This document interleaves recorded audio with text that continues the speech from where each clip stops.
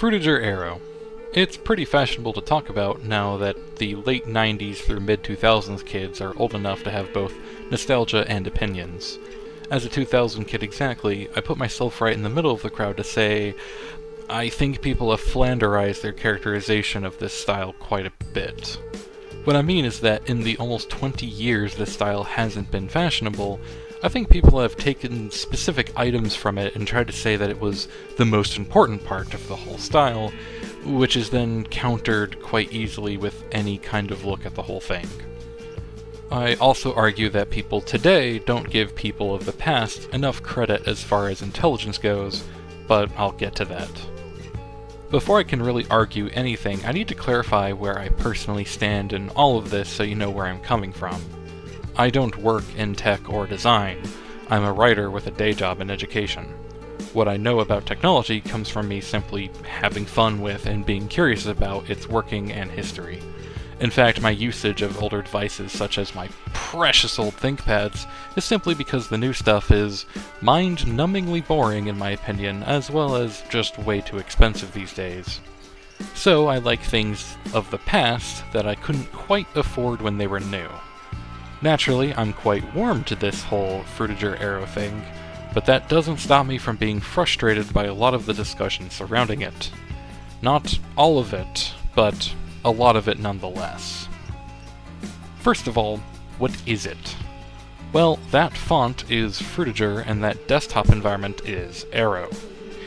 Of course, Mac users will also know the desktop environment design called Aqua that gives off the same impression. I have virtually no history with Mac, so I won't talk about what I don't know, but the word people generally use for this period of design is skeuomorphism. Essentially, it means that the graphical elements are designed to represent their real-world counterparts, although the word itself refers to anything that keeps visual design cues even when they are made unnecessary, including physical objects. For example, those wax-catching things when they are put on electric lamps. I point out that skeuomorphic design is also present in the real world because it contextualizes my first main point. I am not convinced that the skeuomorphic design was only because it made people who were unfamiliar with computers more comfortable with software. I hear the objections now. Ya dumb canid, that's literally what every single source on the internet says. Why are you saying otherwise? I'm not saying that it wasn't important, but I am saying that I'm certain there was more to it than that. And only focusing on the making people more comfortable while using software part leaves out a whole lot of other important parts of the discussion. First of all, there was already some basic skeuomorphism in older interface designs, and there still is skeuomorphism in designs today. It's not like it appeared and then disappeared with the popularity of things looking as someone today would call Frutiger Aero. More importantly, but related, this was when computers were following Moore's law to a T, and with all of this extra performance capability, people wanted to see it used. Now, Vista might have pushed things a little too far too fast, considering just how not optimized it was, to the point where it ran poorly on most machines, even though it was smaller than Windows 7. Still, people were excited about the digital world and the possibilities it held, so they liked seeing things look more modern. XP already looked a lot more modern than 2000 and Millennium Edition, and Vista was supposed to look even more modern than XP. The thing is, better graphics tends to imply more detail. It's not like people didn't understand what certain icons represented before Vista came along. They just liked the shiny look. Now, don't get me wrong, skeuomorphism does play an important role in the psychology of understanding software, and I will talk about it in detail later in the video, but I want to emphasize in this earlier part that skeuomorphic design is not exclusively about becoming comfortable. I used present tense there for a reason, too. And shiny is definitely the right word here. I'm not entirely sure why people today so strongly think of Frutiger Aero being all about water. Okay, I think I know. But the whole idea of every one of these images being full of water and bubbles is mostly a recent phenomenon. Yes, as I've said before, Mac's design was called Aqua, so maybe on that side of things, water was in close association. But Aero wasn't about water. It was about glass, glossy plastics, and occasionally polished metal. Things weren't wet, they were smooth. I personally assume that the water association with the Windows side of things mostly comes from old marketing being taken out of context.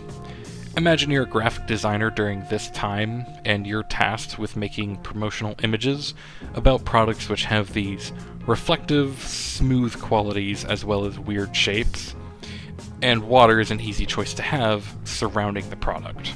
Do that enough times, and people in the future will think water was always the point, even though the product themselves has little, if any, water-based imagery at all. Because I can't get away from the skeuomorphism argument, as we transition to talking about the end of Frutiger Aero, we have to look at it again. Some people claim that people now understood and were comfortable with software, so it was simply not needed anymore and dumped. I don't buy it. Again, there will always be new people learning computers, and there were ordinary people who learned them before all of this.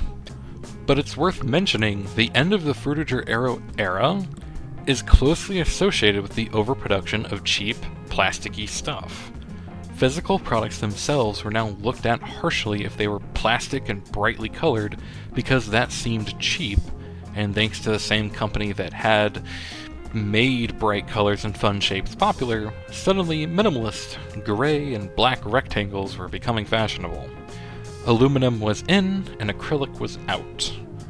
Much like a car's interior having to be thematically similar to the exterior, the software had to be thematically similar to the hardware. People wanted simple, and simple is what we got. The trend is the same with physical items. Nobody wants a fake gold chandelier with a bunch of light bulbs that are shaped like candles sitting atop fake wax catchers. I consider the last gasp of fun-colored polymer devices to be the iPhone 5C. I consider it my absolute favorite smartphone design of all time. I love the bright colors, I love the not having metal on the back, I love the contrast of the black front compared to the rest of the color. I never had one, but to this day I still wish I had one. It's just a shame that Apple cheaped out on the actual specs.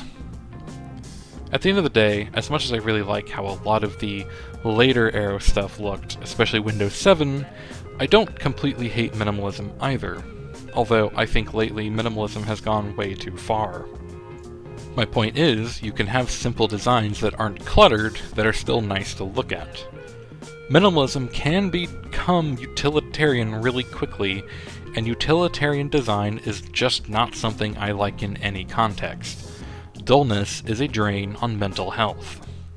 Sure, not everything has to be vibrant, but when it comes to something like a computer or a phone, I'm just really tired of aluminum rectangles and flat interfaces. But here's the funny part, there's still skeuomorphism in interface design today. The thing about minimalism is that, when taken too far, it actually reduces the efficiency held so preciously by its proponents. A recent example in the physical world is with the Tesla Cybertruck. It requires the usage of its infotainment screen for many crucial functions, as there are no direct controls for those functions. One person made their own set of controls that plugs into the vehicle, and some people criticized it by saying it defeats the whole purpose of minimalism. That's false. Navigating menus and looking away from the task at hand is what defeats the purpose of minimalism.